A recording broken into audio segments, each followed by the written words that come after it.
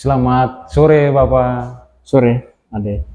Ah, Terima kasih Bapak atas kehadirannya, walaupun pada hari ini cukup panas ya, Iya, iya. dengan hari yang begitu melelahkan, Bapak sempat untuk hadir bersama kita untuk berdiskusi.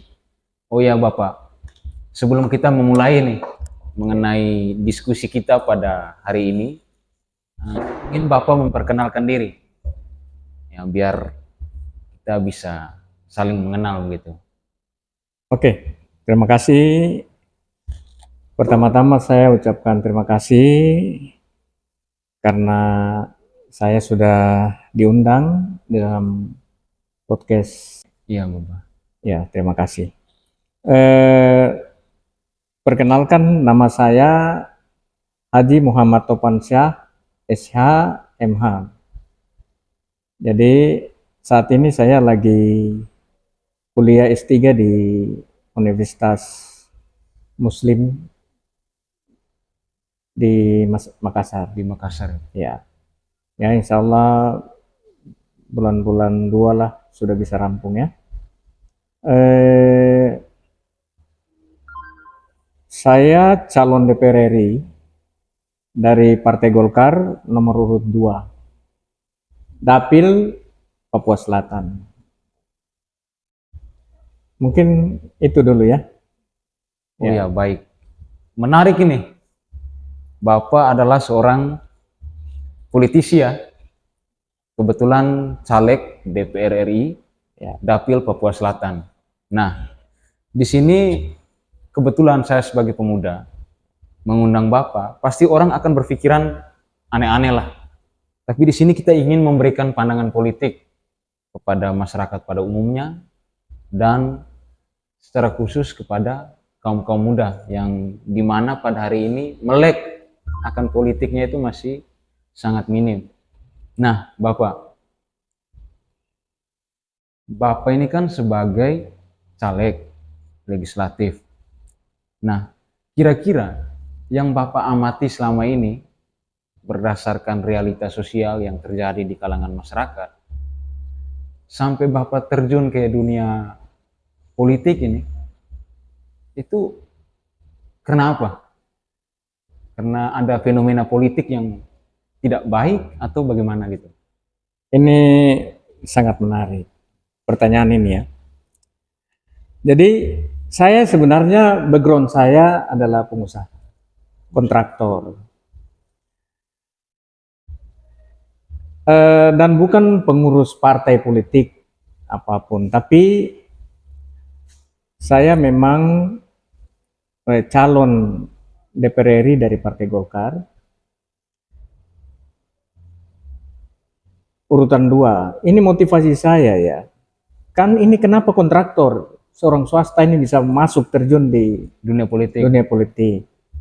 Ini memang politik ini punya seni tersendiri. Jadi tergantung siapa yang melihat dia. Oh, berarti tergantung perspektif ya?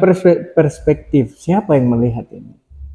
Kalau kita lihat bisa politik ini kasar, jorok, ya, sangat menakutkan. Tapi dalam penyelenggaraan negara itu tidak bisa terhindar daripada proses politik. Proses politik. Jadi di mana proses politik itu diikuti oleh orang-orang jahat, maka akan muncul produk hasil daripada proses politik itu akan jahat juga. Maka mudah-mudahan motivasi saya untuk ke dunia politik itu adalah bagaimana menambah orang-orang baik di dalam proses politik itu, sehingga bisa menghasilkan produk politik yang baik. Saya kira begitu. Iya, benar juga sih Pak, karena stigma yang berkembang di masyarakat itu sebagian besar masyarakat itu memandang bahwa politik itu identiknya dengan kotor, kelicikan. Nah, padahal sebenarnya kita hidup dalam bernegara ini, kita tidak bisa hindari ya yang namanya proses politik. Tinggal siapa yang berada dalam proses itu, dia menggunakan politiknya, tergantung orang yang menggunakannya ya. Sehingga orang kan kebanyakan memberikan label bahwa politik itu tidak baik. Ini saya tertarik sekali dengan apa yang Bapak sampaikan, agar kita masyarakat pada umumnya, secara khusus generasi muda, betul-betul berpikiran terbuka bahwa politik itu tidak selamanya identiknya dengan hal-hal yang kotor, tergantung siapa orangnya ya Bapak ya. Ya, dalam kehidupan bernegara ini kan kita tidak bisa terlepas. Iya, tidak bisa terlepas. Apalagi dalam dunia kontraktor, ya, tidak bisa terlepas dalam proses politik itu. Gitu. Jadi saya pikir bagi generasi muda ya, ini kan dunia kampus itu dunia yang memproses kecerdasan. Jadi bagaimana manusia Indonesia itu diproses menjadi cerdas, menjadi pintar, menjadi intelektual, menjadi praktisi di dunia kampus itu. Gitu. Jadi ini kan dunia kampus ini dalam perspektif politik Indonesia itu dijadikan social control. Ingat tahun 98, mahasiswa bisa menjatuhkan kekuasaan Orde Baru. Iya kan? Iya. Itu dalam sejarah itu mahasiswa sudah membuktikan kekuatan dia sebagai social control dalam kehidupan politik di Republik Indonesia ini. Gitu. Saya kira begitu. Oh ya Bapak, yang saya tahu, kebetulan saya berkenalan sama Bapak ini kan backgroundnya hukum ya kalau tidak salah ya? Ya, hukum. Benar. Nah, dengan background hukum ini, saya yakinlah pasti ada pandangan dalam diri Bapak terkait hukum yang terjadi di Indonesia sekarang ini. Dan kebetulan nanti kan Bapak akan terjun ke dunia politisi yang dimana nantinya akan memperjuangkan hak-hak rakyat. Pasti kan tidak terlepas dari yang namanya produk hukum nih. Kira-kira menurut Bapak hukum di Indonesia nih kira-kira gimana sih? Hukum di Jadi ini pertanyaan yang menarik. Ini sebenarnya kita ini sudah dipertontonkan berbagai macam keputusan-keputusan politik yang sangat, keputusan-keputusan hukum yang sangat kontroversi. Jadi kalau kita melihat ya, seolah-olah itu ada hukum itu dijadikan alat politik. Karena memang proses legislasi itu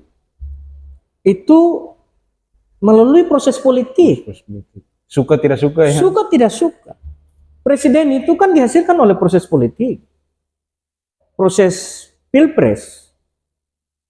Terus di sisi lain DPR yang melakukan proses legislasi itu adalah orang-orang yang dihasilkan oleh proses legislasi, proses politik juga. Itu masalah di situ. Jadi ini tidak bisa terhindar oleh kepentingan-kepentingan politik. Lebih parah lagi apabila kepentingan-kepentingan partai itu muncul di situ. Nah, itu yang berat. Kepentingan subjektif itu diutamakan daripada kepentingan keadilan. Iya kan? Iya. Jadi ini tinggal produk hukum itu, kalau produk hukum yang dilakukan melalui suatu proses politik dan di situ ada kepentingan kekuasaan, maka itu produk hukum yang dihasilkan sangat subjektif. Saya kira begitu. Berarti berdampak kepada masyarakat ya, kasihan sekali. Berarti memang hukum di Indonesia nih sebenarnya persoalannya pada moral ya. Kalau secara pemahaman hukum sebenarnya orang-orang kita tidak kekurangan orang pintar ya Bapak ya, kira-kira begitu ya? Ya, bisa saja kita lihat di diskusi-diskusi di televisi atau di media sosial atau di kampus-kampus itu apa ya, sebagai orang-orang hukum itu banyak yang kecewa dengan keputusan-keputusan hukum yang dihasilkan saat ini ya. Seperti kemarin MK memutuskan tentang batas waktu, tentang batas usia calon wakil presiden ya, sehingga ketua MK itu dihadapkan oleh Majelis Kehormatan MK, dan Majelis Kehormatan MK memutuskan bahwa ketua MK dan beberapa orang di situ melakukan pelanggaran etika. Ini kan luar biasa. Iya, luar biasa. Padahal hukum dan etika itu hukum itu bagian daripada etika itu sendiri. Iya toh? Kalau hukum tidak ada etika, terus asas keadilannya itu di mana gitu. Iya kan? Iya, betul. Iya. Ini sangat luar biasa. Kalau produk hukum itu dilakukan oleh orang-orang yang melanggar etika, ya toh, berarti produk hukum yang dihasilkan itu produk hukum yang tidak mempunyai etika sebenarnya. Gagal juga itu ya. Gagal juga sebenarnya, tapi tanpa malu-malu kita hajar saja. Lakukan saja itu loh. Padahal sebenarnya mereka paham ya. Iya, itulah beda etika ini, budaya-budaya kita ini dengan dalam penyelenggaraan pemerintahan itu dengan di Jepang. Bagaimana seorang Menteri Perhubungan di Jepang itu langsung mengundurkan diri ketika kereta api itu dia keluar dari relnya dan menimbulkan korban coba. Dalam hal itu aja langsung dia merasa bersalah dan dia mundurkan diri. Kenapa? Karena secara etika dia harus mempertanggungjawabkan itu kesalahan dia. Tetapi bagi kita di Republik Indonesia silakan lihat. Etika itu seolah-olah sudah bukan ukuran lah dalam pelaksanaan hukum itu. Jadi ini membahayakan sebenarnya. Banyak orang pintar tapi menggunakan keilmuannya. Ya, kadang kan kalau kita mau bilang mereka nggak paham, sebenarnya mereka paham ya. Cuma disengaja aja. Semua itu karena ada kepentingan. Kepentingan apa? Kepentingan politik dan kekuasaan. Gitu. Hukum kalau dialaskan oleh kepentingan politik dan kekuasaan, maka hukum ini sudah tidak objektif lagi. Gitu. Nah begini Bapak, kira-kira menurut Bapak tuh bagus nggak? Nah, saya sempat berpikir bahwa misalnya para legislatif, calon legislatif, yang kita ketahui bersama bahwa fungsi dari legislatif itu kan salah satunya itu kan menyuarakan aspirasi rakyat. Ya. Nah, kira-kira menurut Bapak ada suatu usulan apabila kita menawarkan terjadi adu gagasan di situ antara caleg-caleg yang ada, itu bagus atau tidak ya kira-kira? Saya setuju. Karena apa? Ini harus dilakukan secara terbuka dan itu memang harus dilakukan supaya masyarakat di Papua Selatan ini bisa nilai. Iya toh? Iya, betul. Siapa yang layak? Iya toh? Siapa yang layak untuk mewakili ini sebenarnya suara masyarakat Papua Selatan ini. Karena apa? Dengan gagasan itu kita bisa tahu. Gagasan itu kan pemikiran dia dan itu yang dia harus lakukan. Itu cermin daripada kualitas dia sebenarnya, gitu. Gagasan itu harus diuji. Harus diuji dengan gagasan lain supaya kita bisa nilai bahwa gagasan kita itu punya kualitas itu tinggi atau rendah, gitu. Layak atau tidak. Kalau tidak diuji, ini kan seolah-olah tidak ada standar penilaian apakah gagasan kita itu benar atau tidak. Jangan sampai nanti ketika sudah terpilih di forum-forum nggak bicara, itu masalah juga ya. Itu masalah. Nah, kadang nggak bicaranya bukan karena faktor kepentingan, tapi memang nggak bisa. Ada yang memang betul-betul nggak bisa bicara. Itu memang begitu. Gitu. Jadi tidak semua mungkin ya. Legislatif itu, seorang legislator itu dia itu semuanya punya standar intelektual yang bagus. Iya kan? Ini kan bermacam-macam orang dari berbagai macam latar belakang itu masuk. Karena memang aturannya tidak melarang orang, mungkin kalau ada aturan semua S3, berarti kan sudah ada uji kompetensi di situ. Tapi ini kan tidak ada standar untuk itu, untuk menjadi seorang legislator itu, gitu. Intinya punya basis massa. Apalagi tidak, itulah. Aduh. Apalagi tidak punya basis massa. Ini sangat apa ya? Sangat menyedihkan sebenarnya. Karena macam kita di Papua Selatan ini kan, kita ini kan provinsi baru. Provinsi baru 1 tahun lebih sedikit ini. Ya kan?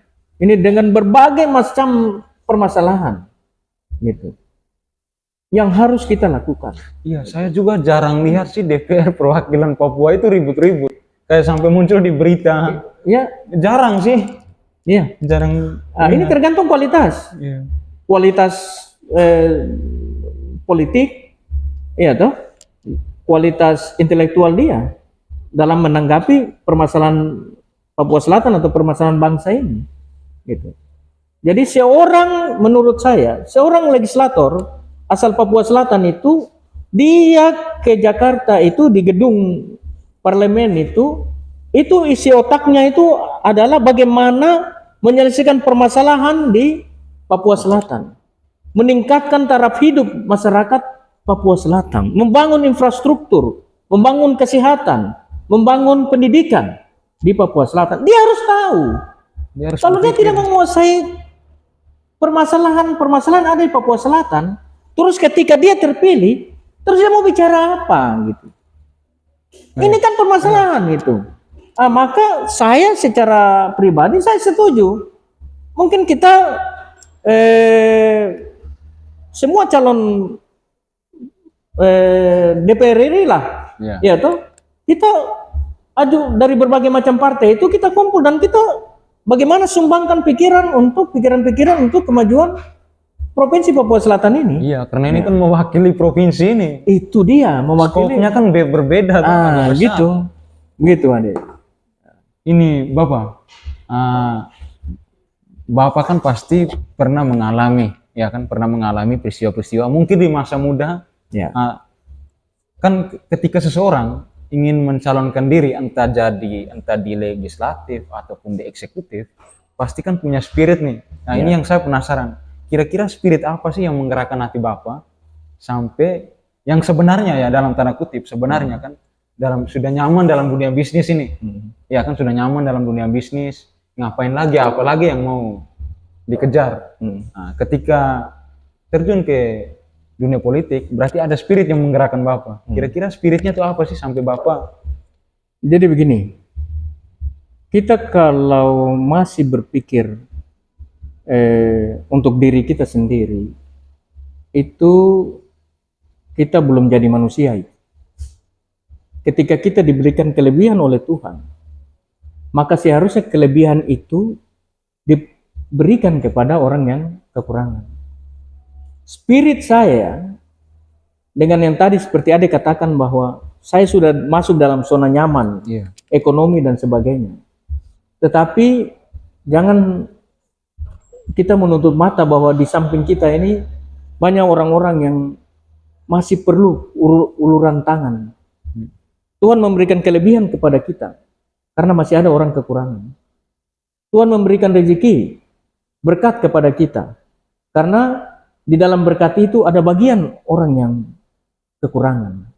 Jadi spirit saya adalah bagaimana membantu orang-orang yang masih perlu bantuan ini, terutama di bidang sosial ekonomi mereka. Gitu. Spirit itu yang utama. Karena apa? Itu bukan spirit kemanusiaan, tapi itu adalah spirit ketuhanan. Karena memang Tuhan akan mempertanggungjawabkan apa yang saya berikan kamu intelektual yang begitu luas, berikan kamu berkat yang begitu banyak, kau gunakan untuk apa? Kalau dalam Muslim itu Nabi Muhammad itu pernah berkata bahwa jangan kau kira kau akan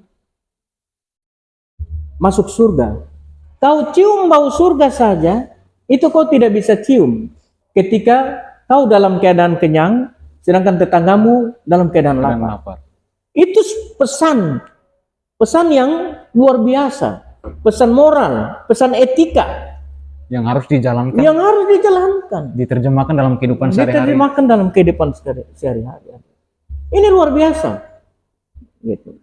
Ini spirit utama, bagaimana kita berguna di mata Tuhan dan melalui kegunaan kita kepada manusia sesama. Saya kira begitu. Luar biasa Bapak. Oh ya Bapak, gini, Bapak ini kan bisa dikatakan sudah berumur, tapi semangatnya ini kan masih muda nih, semangatnya masih membara lah, bisa mengalahkan kita juga yang masih muda. Nah, kira-kira nih fenomena yang Bapak perhatikan sekarang terkait generasi muda nih, apa sih pesan yang ingin Bapak sampaikan? Generasi muda, khusus generasi muda. Ya, ini kan generasi muda ini generasi Z ya, Iya. yang sekarang ini ya, generasi milenial, Iya. generasi Z ya. Generasi muda sekarang itu berbeda dengan generasi kita dulu.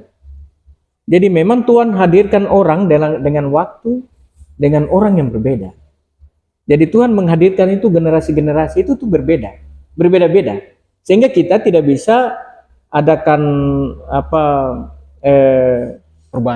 perbandingan komparatif itu enggak bisa. Karena memang mereka dengan masing-masing dunia yang dihadapi. Dulu macam saya itu generasi kita itu enggak ada handphone. Anak-anak sekarang itu dia bangun, itu dia langsung bisa tahu itu perkembangan dunia itu seperti apa. Jadi dunia itu dalam genggaman dia, dan genggaman handphone ini. Dia bisa buka semua dunia ini. Perkembangan ilmu pengetahuan, teknologi. Anak-anak itu kalau dia ujian, dia cukup buka Google saja dia bisa tahu pertanyaan itu. Gitu. Jadi semua dikerjakan oleh mesin-mesin. Dan bagi anak-anak generasi Z dengan generasi milenial ini yang tidak menggunakan teknologi dan komunikasi ini, itu dia akan tertindas dengan perkembangan komunikasi dan teknologi komunikasi itu sendiri. Gitu. Jadi spirit untuk anak-anak sekarang, mereka itu harus terutama basic iman ini dulu diperbaiki. Oh iya, karena berpengaruh pada moralitas. Iya, karena apa dikhawatirkan ini pengaruh IT ini itu justru mengikis iman kita itu. Gitu. Ini kan produk-produk barat ini sebenarnya. Iya kan? Produk-produk barat dikhawatirkan. Kalau jangan sampai justru gara-gara dia nonton di HP media sosial itu sampai dia hari Minggu dia tidak gereja. Itu repot juga itu. Iya kan? Terus dia tidak hargai orang tuanya.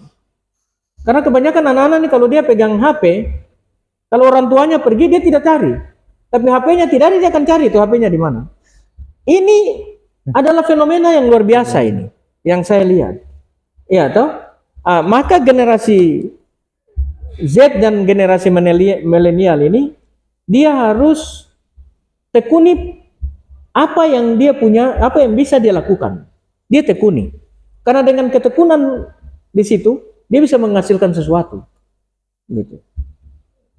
Bapak minum dulu, Bapak. Ya, minum dulu.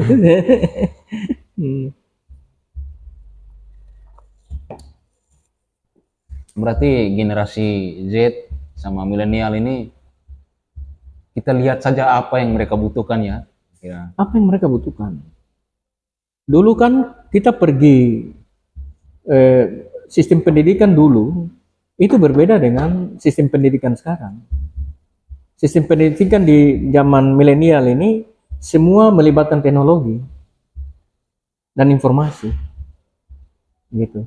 Nah ini Bapak, ini terakhir nih. Ya. Terkait proses politik. Ya. Kira-kira proses politik. Kita kan sekarang ya suka tidak suka generasi Z sama generasi milenial. Mereka adalah generasi bangsa untuk masa depan ini. Ya. Suka tidak suka generasi Z dan generasi milenial harus melek terhadap proses politik. Ada suatu ide atau gagasan yang ingin Bapak tawarkan kepada generasi Z maupun milenial? Kira-kira ada ide apa yang ingin Bapak tawarkan kepada mereka Ya, dalam konteks politik ini? saya lihat generasi Z ini kan ini saya lihat dalam data itu sekitar 37% sekian ya. Itu mereka yang sebagai pemilih ya di 2024 ini.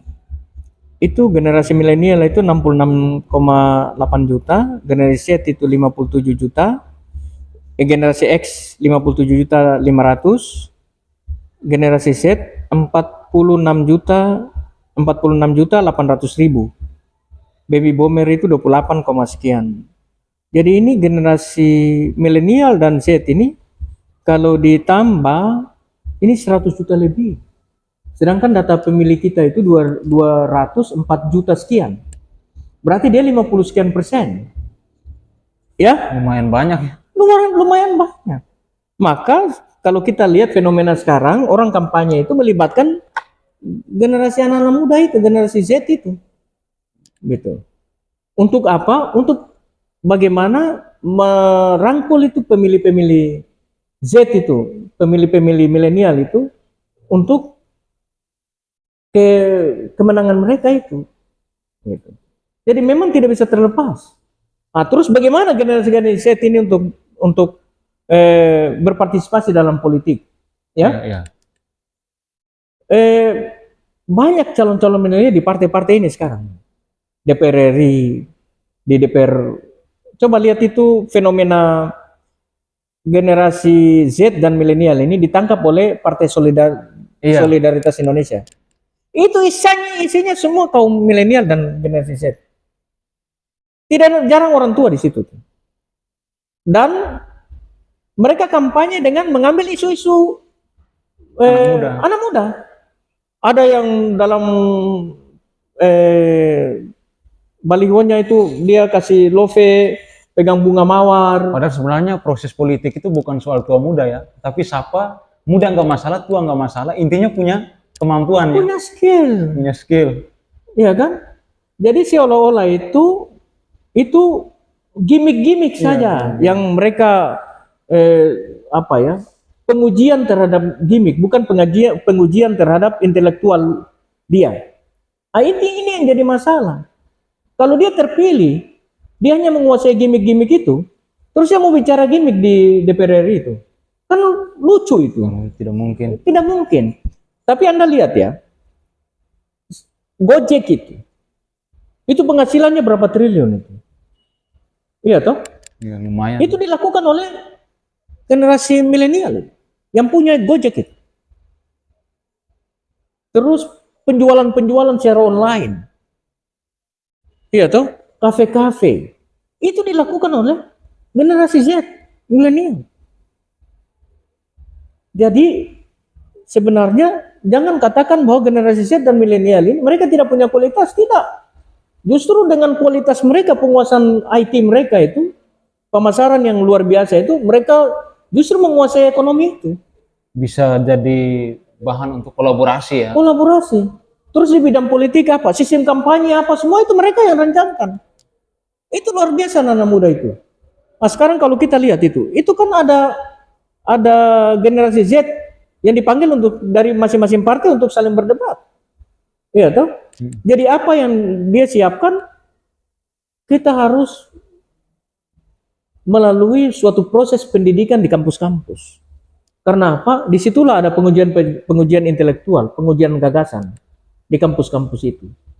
Tinggal suasananya itu yang harus dikemas di situ. Jangan kampus-kampus diam, hanya sekolah, keputusan ini yang dilakukan oleh ini diam-diam. Iya toh, padahal itu sebenarnya sarana untuk latihan pengujian gagasan tadi, gitu. Kalau tidak itu dilakukan, maka kasihan sebenarnya itu. Dia hanya lulus kuliah, tapi dia tidak tahu apa yang nanti dia lakukan setelah kuliah itu. Padahal kemiskinan dan kesengsaraan persoalan kesejahteraan itu karena keputusan politik ya. Ya. Tapi kita nggak melek sama politik itu berbahaya sekali. Itu masalah. Ini luar biasa. Gitu.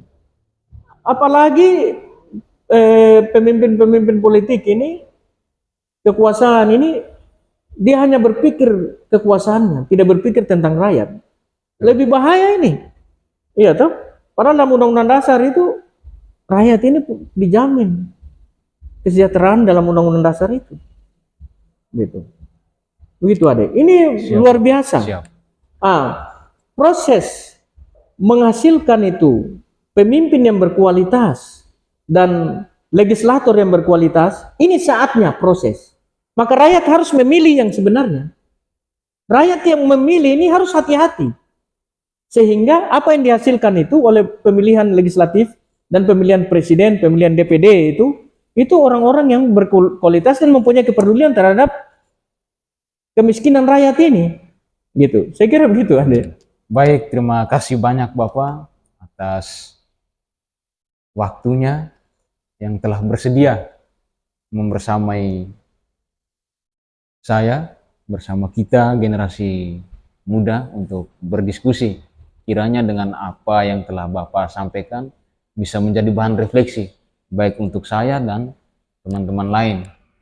Karena suka tidak suka kita sebagai masyarakat, baik kaum muda maupun kaum tua, tidak bisa lari dari nama yang katanya, dari sebuah kata yang namanya politik. Terima kasih banyak Bapak. Nanti di lain waktu kita bisa berbincang-bincang lagi. Makasih. Siap Bapak. Selamat sore Bapak. Ya, makasih. Selamat sore Ade.